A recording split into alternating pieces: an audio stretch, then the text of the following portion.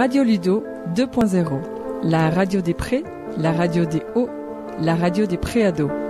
www.ludo-paki-sécheron.ch.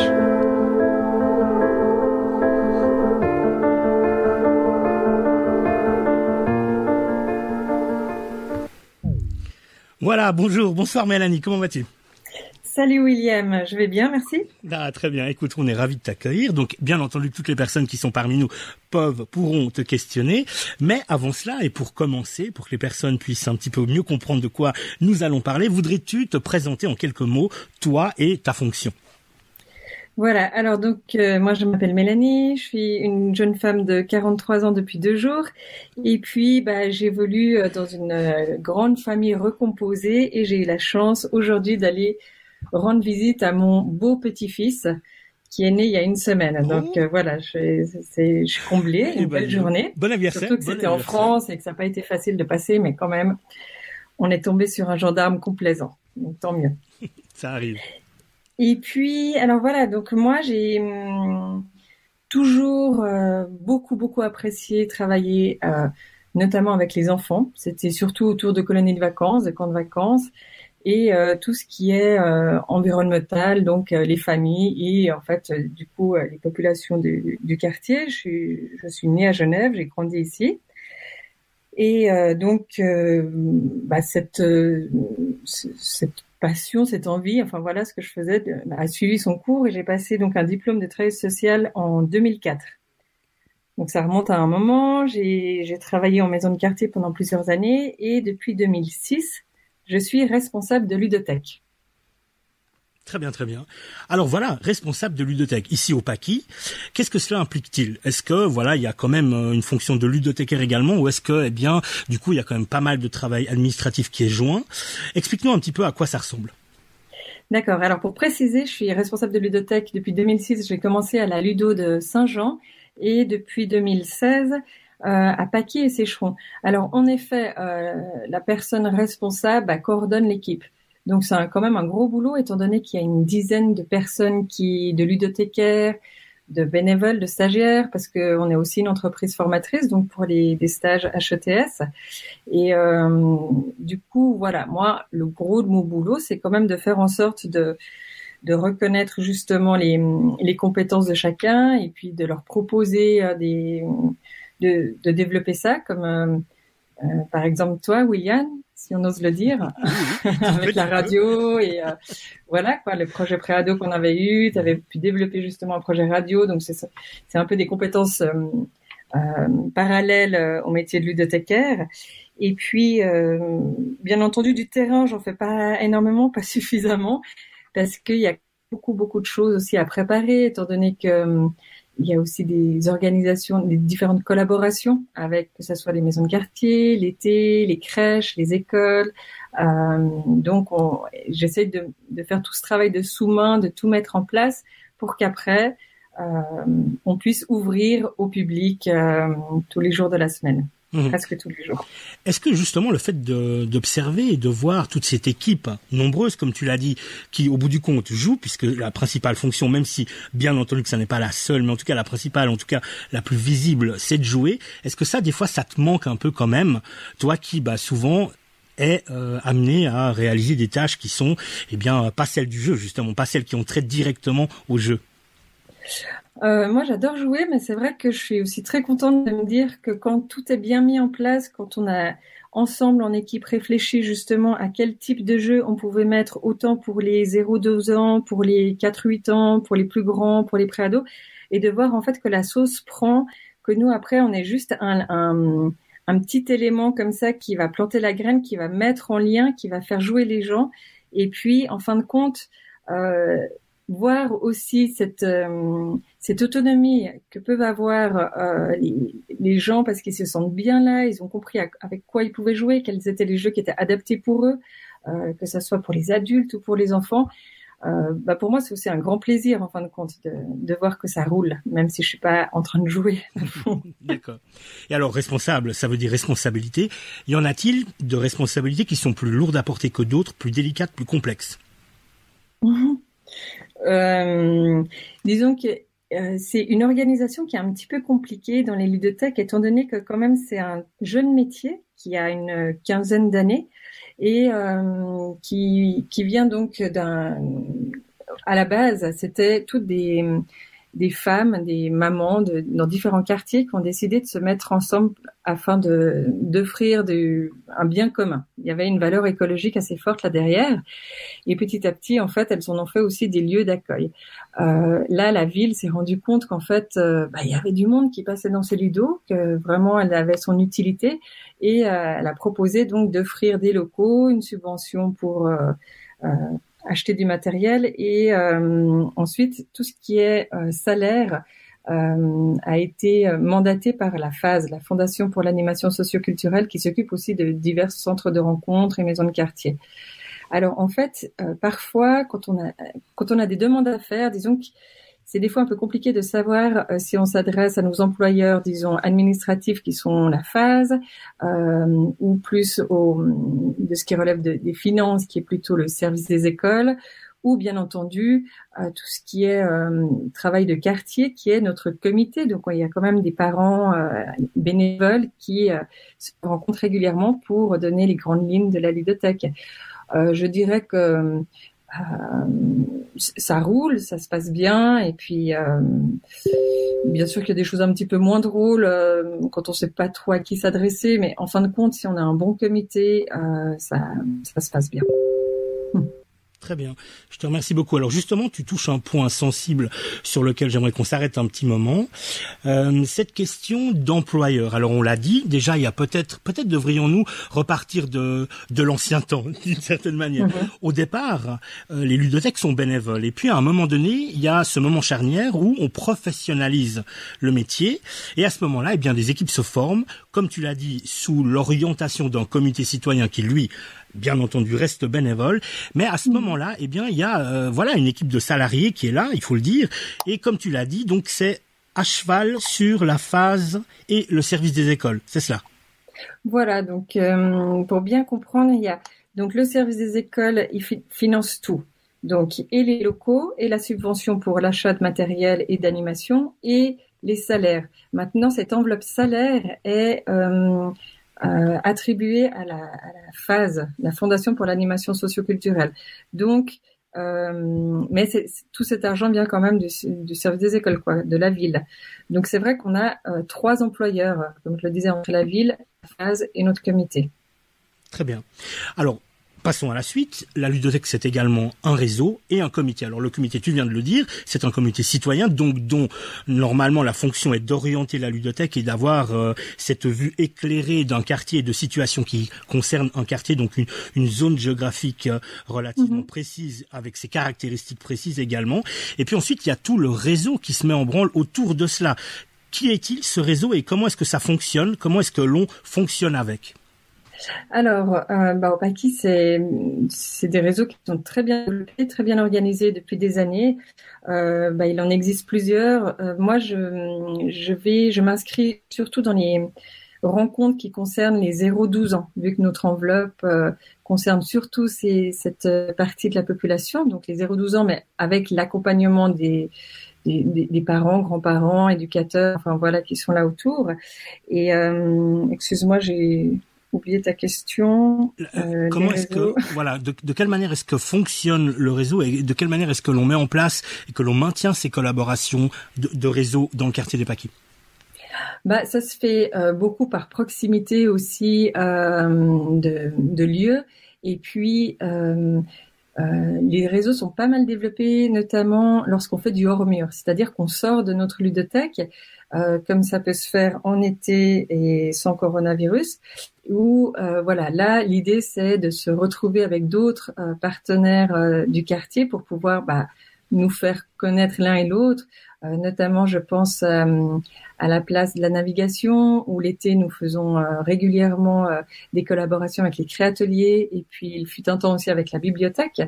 Donc ça, c'est aussi très sympa de se rencontrer, de voir ce que chacun fait, puis de faire découvrir justement aux familles, aux passants, différentes différentes choses en fait.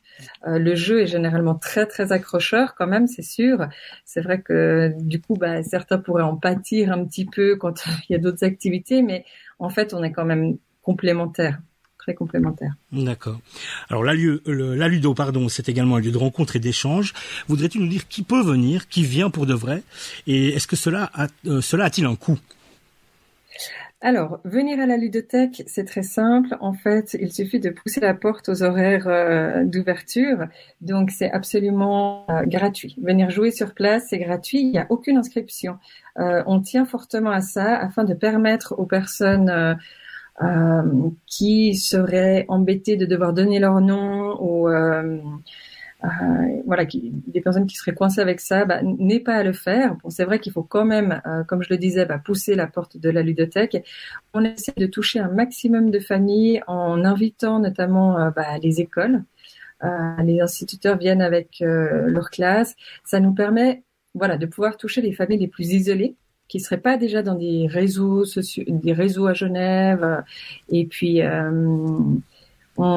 ce qu'on remarque quand même depuis quelques années, c'est qu'il y a de plus en plus de jeunes parents qui viennent, de jeunes enfants, donc accompagnés par leurs parents, leurs nounous, leurs grands-parents. Et c'est vrai que c'est actuellement une population qui est très très présente. Maintenant, on observe quand même un petit manquement au niveau des préados, des jeunes préados, ce qu'on appelle des 9-12 ans, où on réfléchit d'ailleurs, on espère proposer quelque chose à partir de la rentrée prochaine pour ce groupe. Donc, c'est vrai qu'il y a un moment donné où la ludothèque, ça fait un petit peu petit, et la maison de quartier, c'est encore pour les grands. Donc, essayer de trouver une jonction justement entre pour cet âge-là. Et alors, question bien entendu obligatoire, quel est l'agenda Covid-19? Où est-ce qu'on en est actuellement? Et vers quoi est-ce qu'on va? Y a-t-il quelques jalons que tu puisses déjà nous annoncer? Eh ben, absolument pas. Je peux absolument rien dire parce que je n'en sais rien. J'en sais rien. Je sais que normalement, on devrait réintégrer, on a déjà réintégré un peu les locaux pour du tri à l'intérieur, pour réfléchir à ce qu'on a à faire. Je dis rien parce qu'en fait, en l'espace de 10 jours, on a changé 6 fois de date. Donc à chaque fois avec un scénario, une organisation et tout. Donc maintenant, on attend la validation de tous nos employeurs pour pouvoir reprendre notamment le prêt, que les familles puissent venir emprunter. Emprunter, ça c'est payant, ça coûte 30 francs pour une année pour toute la famille. Et après, les gens peuvent emprunter des jeux gratuitement à la maison. Donc on attend. On attend aussi pour cet été, on n'en sait rien. Mais on a vraiment envie de venir dans les quartiers parce qu'on sait que les gens vont moins partir en vacances et que les enfants vont être là dans la rue, dans les parcs. Donc il faut qu'on trouve des moyens pour faire des choses avec eux. Mais je ne sais pas encore sous quelle forme, mais on est motivés pour le faire. D'accord, donc ce que l'on peut dire, c'est qu'on reste en alerte, et que bien entendu que pour les personnes qui sont aux alentours et attendent que la ludothèque se manifeste, on est nous-mêmes dans l'expectative, et que bien entendu dès que des informations cohérentes et précises surgiront, on ne manquera pas de les signaler, par ailleurs également par la voie radiophonique. Exactement. Très bien. Revenons-en au métier du ludothècaire. Tu l'as dit toi-même, c'est un métier jeune. Selon toi, quelles sont les perspectives d'un tel métier? Est-ce que des évolutions pourraient survenir? Est-ce que tout au long des évolutions même des ludothèques, tu sens qu'il y a quelque chose qui est en train de se former, d'évoluer, de continuer, de prendre des formes différentes pour essayer de répondre également à des soucis sociétaux qui nous entourent? Alors, ce que j'observe, c'est... Attends, excuse-moi. Désolée, il y a ma petite fille qui va se coucher, donc elle me fait un bisou. Voilà. Moi, ce que j'observe de plus en plus et que vraiment je partage et que je trouve très sympa, c'est la spécificité de chaque ludothèque. Donc, il faut savoir quand même que en ville de Genève, il y a 11 ludothèques. Sur le canton, je crois qu'il y en a 36. Il y en a pas nulle part au monde autant. On a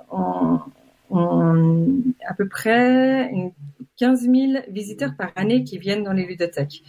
Donc il y a du monde. Je pense que c'est important qu'on garde nos spécificités et puis qu'on ait la possibilité de faire peut-être des projets, dans le terme de définir nos orientations en fonction des demandes de la population et de cette évolution-là.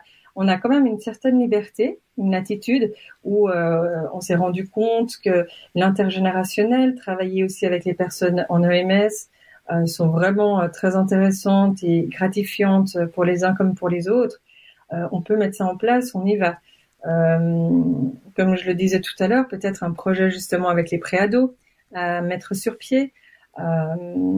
L'idée, c'est vraiment de pouvoir travailler très localement et puis de continuer à faire ça. Et j'espère, je pense qu'on va continuer à faire ça, même si on a une harmonisation des ludothèques, on garde chacun quand même nos spécificités. D'accord, et ça c'est évidemment un atout de pouvoir répondre très localement également aux besoins de la population.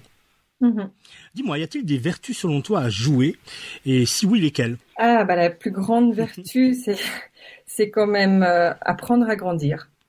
En fait, dans tous les jeux, que ce soit des jeux de règles, mais que ce soit aussi dans les jeux symboliques ou les jeux symboliques, donc c'est quand on fait semblant d'être un personnage, notamment le thème favori, un des thèmes favoris, c'est l'hôpital.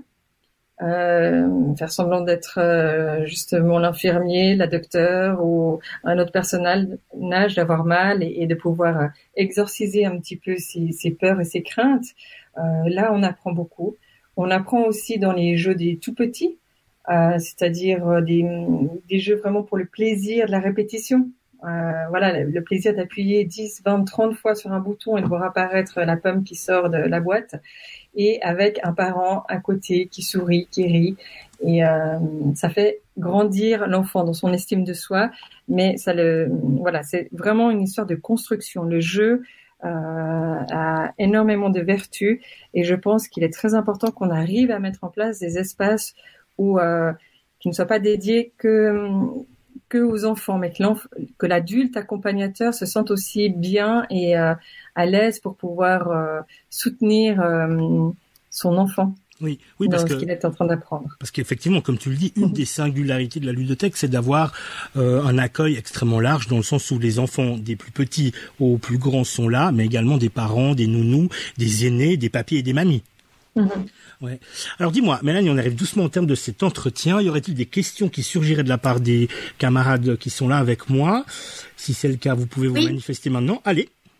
Oui, j'ai une question, parce que dans le monde actuel, tout le monde est collé à son téléphone mobile, et puis je me dis, les parents, quand ils viennent à la ludo, est-ce qu'ils arrivent à décoller de leur téléphone mobile, à jouer avec leurs enfants? Comment ça se passe? C'est une très bonne question, en fait. Ça fait partie d'une longue réflexion à la ludothèque, réflexion qu'il y a eu aussi dans d'autres ludothèques. Et puis, c'est vrai que on a pris la décision d'interdire les téléphones portables. Je me souviens d'une fois, donc il y a encore 2 ans de ça, où un enfant de 8 ans jouait sur son téléphone dans le coin des jeux des tout petits.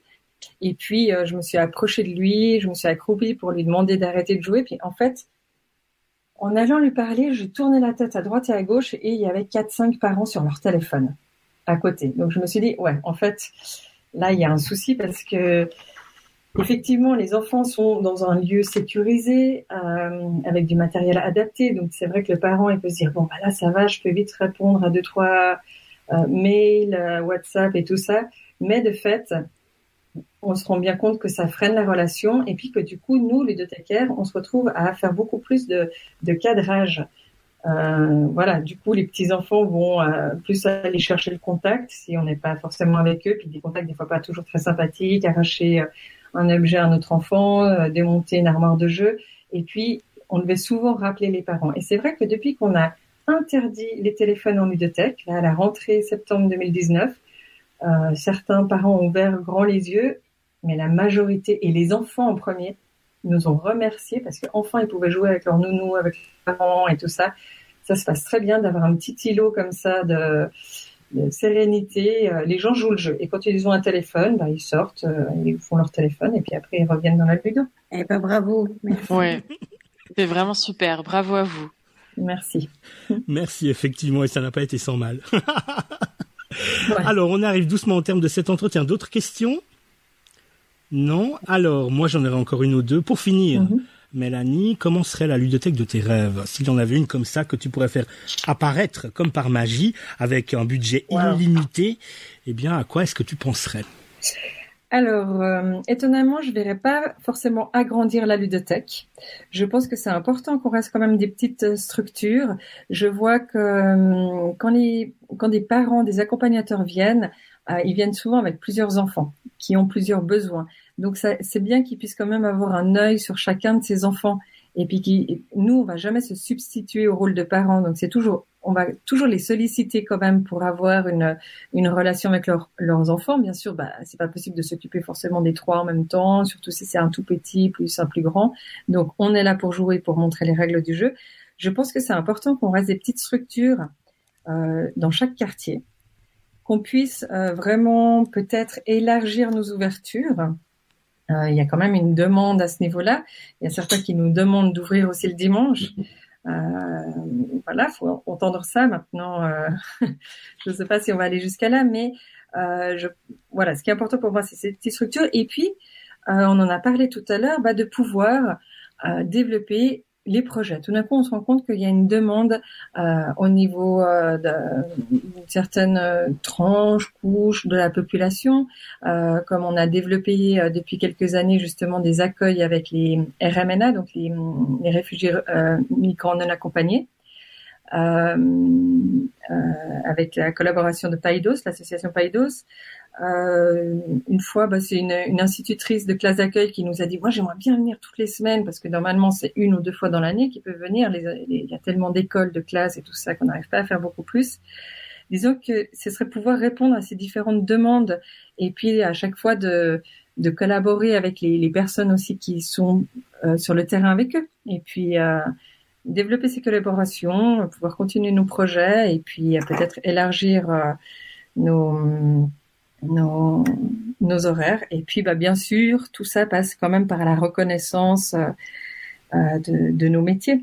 Il y a encore un petit peu de travail à faire à ce niveau-là. Eh ben, on espère contribuer à cela par justement ce petit mot, le petit mot de la ludo qui aura cours toutes les semaines ici à Radio Pâquis. Et d'ailleurs, à chaque fois avec une ou un ludothécaire différent qui est amené à témoigner de sa profession et de ses pratiques. Et on invite, bien entendu, toutes les personnes qui nous écoutent, qui vont écouter les directs ou les podcasts, à les questionner, à questionner ces personnes-là, à formuler vos questions et à nous les envoyer par mail ou via les réseaux sociaux. Mélanie, on arrive au bout de l'entretien. Y aurait-il une question que je ne t'ai pas posée et à laquelle tu aurais souhaité répondre? Non, j'aimerais rappeler, j'espère que vous avez bien compris que vous êtes tous les bienvenus, qu'on a des jeux pour les grands enfants, comme nous, et que vraiment, on essaie d'offrir le plus de bienveillance et de respect. Si vous voulez nous parler, on est là. Si vous voulez jouer juste avec votre enfant ou avec vos amis, il n'y a pas de souci. Franchement, c'est un lieu qui fait du bien. Les nouvelles personnes qui arrivent dans un quartier rencontrent. C'est vraiment l'occasion de rencontrer d'autres parents, d'autres personnes. Et je pense que le maître mot, c'est vraiment la bienveillance, où on a toujours ce souci de bien faire. Et encore félicitations à toute mon équipe qui se mange beaucoup plus de jeux que moi. Alors, je crois pas que quelqu'un connaisse les 3000 jeux, mais il y en a qui sont vraiment bien calés. Ouais, 3000 c'est beaucoup, mais c'est vrai que voilà. Une Paquisarde a une question. Oui, alors, comme vous dites, les espaces sont assez petits, mais du coup, est-ce que vous vous confrontez parfois à un trop plein de personnes? Comment vous gérez, je sais pas, il y a tout à coup un afflux de Ouais. Voilà, 3 mamans avec 5 enfants chacune, et puis ça fait multiplier par 10. C'est la question piège à laquelle on n'a pas encore répondu. La surfréquentation, voilà. On y planche dessus depuis plusieurs années. On a reçu un coup de pouce du service des écoles avec un pourcentage supplémentaire sur la période hivernale, étant donné que les gens sortent moins, il y a beaucoup de monde. On réfléchit à des aménagements acoustiques, on réfléchit. Pour l'instant, on n'a pas trouvé de solution à cette trop forte fréquentation. Voilà. S'il y en a qui ont des idées, donnez-nous. Mais pour l'instant, on n'a pas de solution miracle. Ok, bonne chance. Et pour en terminer là, nous pourrions donner l'adresse du site internet. Si les personnes souhaitent contacter la ludothèque, comment peuvent-elles le faire actuellement? Alors, William, est-ce que tu t'en rappelles? Oui. Alors, il y a deux options, bien entendu. Il y a le site internet, ludo-paki-sécheron.ch. Et puis, bien entendu, alors là, il y a une adresse mail également qui est présente et puis toutes les activités. Alors, en l'occurrence, actuellement, il y a un bandeau sur le site qui indique la qualité de fermeture actuelle de la ludothèque. Mais bien entendu que les informations seront transmises via le site internet et puis les réseaux sociaux. Il y a la page Facebook de la ludothèque de Sécheron qui est en ligne. Et puis là, l'avantage de la page Facebook, c'est qu'elle est un petit peu plus réactive, disons. Voilà. Merci. Eh bien, je t'en prie. Je crois qu'on arrive au bout de l'entretien. Encore une dernière chose. Tu nous as suggéré une chanson qui va arriver maintenant. Voudrais-tu en dire quelques mots avant qu'on ne la passe? Alors, Dame la Nena, je l'ai découverte un peu par hasard à la radio. J'ai chasamé, j'ai beaucoup aimé. L'oiseau sauvage, j'ai écouté d'autres chansons d'elle et elle a une chanson notamment intitulée La Marelle. Et je me suis dit, ça, c'est l'occasion un jour, si on fait un truc autour, justement, un truc radio autour de la ludo, on la pose. Donc voilà, c'est comme ça que c'est arrivé. Allez, on y va, on écoute ça, et puis derrière, on continuera l'émission. Mélanie, si tu restes parmi nous, tant mieux, comme ça, à l'extro, oui. Eh bien, on se dira au revoir toutes et tous ensemble. Et si c'est pas possible, parce qu'évidemment, on a des enfants, il y a plein d'autres choses à faire, eh ben, on te dit au revoir, en tout cas, d'ores et déjà maintenant. Et merci beaucoup d'avoir pris du temps pour répondre à nos questions. Merci à vous, je reste là.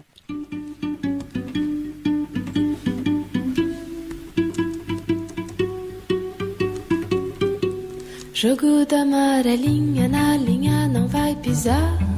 Pé dentro, pé fora, esse pé não vai errar. Jogo da amarelinha é pra menina pular. Cuidado pra não errar, que a vida é curta, menina, e nada se vai levar. Le jeu de la marelle va de la terre jusqu'au ciel. Entre la chance et le puits, tu reviens et c'est fini. Petite fille, tu es là pour t'amuser. Lance bien la pierre, prends garde où tu mets tes pieds.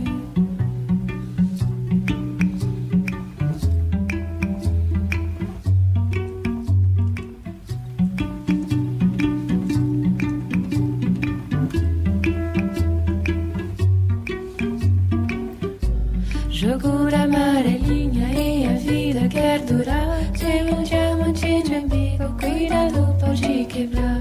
Menina pequenininha, tonta de tanto chorar. Que choro uma lagoa e ela que vou me banhar. Le jeu de la marelle va de la terre jusqu'au ciel. Entre la chance et le puits, tu reviens et c'est fini. Petite fille, tu es là pour t'amuser. Lance bien la pierre, prends garde où tu mets tes pieds.